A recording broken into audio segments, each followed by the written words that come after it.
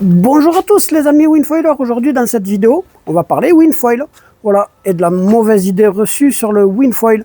Parce que les médias, ils apportent ce sport comme un sport facile. Mais ça, on en parle après le générique.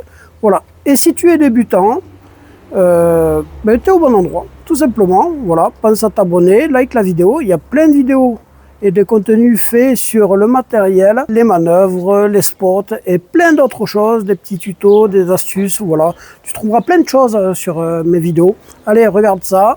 Je te dis, on continue, on regarde le générique et c'est parti.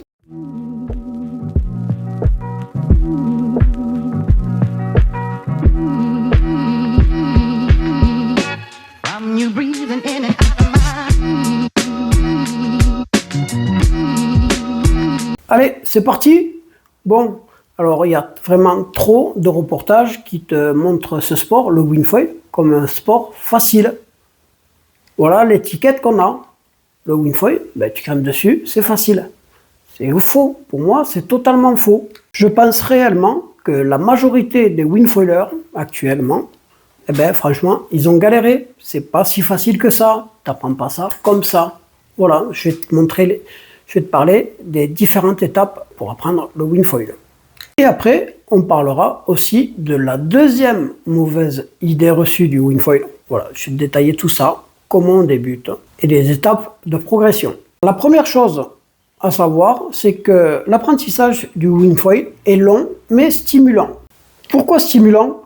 Parce qu'à chaque sortie, tu vois ton niveau progresser. Et ça, c'est ultra stimulant pour moi. Allez, je te donne les différentes étapes d'apprentissage. La première étape, c'est d'arriver à tenir debout sur sa planche avec sa voile dans la main. Et cette étape, elle peut être longue et fatigante.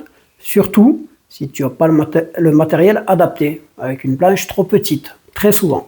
À ceci, tu peux rajouter aussi les conditions météo qui ne sont pas là.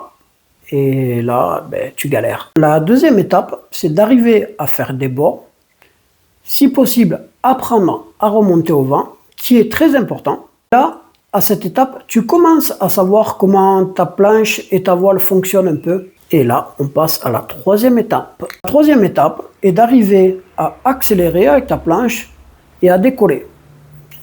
Une étape très intéressante. Pour accélérer, pour arriver à décoller, déjà à cette étape, il faut que tu trouves la bonne direction pour pouvoir accélérer tout en te servant correctement de ton aile pour lui donner la puissance pour arriver à décoller. Ça, c'est pas toujours simple. Et le plus rigolo, c'est une fois que tu as décollé. Si on peut dire décoller, c'est plutôt des micro-vols. Tu seras plus souvent dans l'eau que sur ta planche, ça c'est sûr au début. Mais franchement, tu te feras pas mal très souvent. Voilà pour cette étape. Et voilà pour la première mauvaise idée reçue du Winfoil. Là, on va parler de la deuxième mauvaise idée reçue du Winfoil. La deuxième mauvaise idée reçue du Winfoil, c'est que quand tu vas sur les sites que tu vois des kits complets prêts à naviguer là, à 1500 ou 2000 euros, oui, ça va très bien pour débuter. Mais si tu commences à devenir passionné de ce sport et que tu veux progresser, il te faut plusieurs voiles, il te faut changer de foil, de matériel, et le matériel plus performant est coûteux et réellement très cher. Je vais te prendre un exemple tout simple. Mât de standard, un mât en alu, en gros ça vaut 200 balles. Voilà.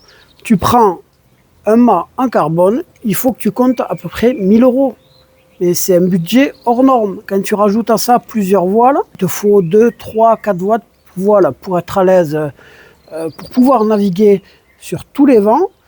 Ça te fait un gros budget à la fin. Voilà, ça c'est la deuxième mauvaise idée reçue. Sérieusement, tu peux vite en avoir pour 10 000 euros et à une vitesse phénoménale. Voilà. Allez, je pense que je t'ai tout dit.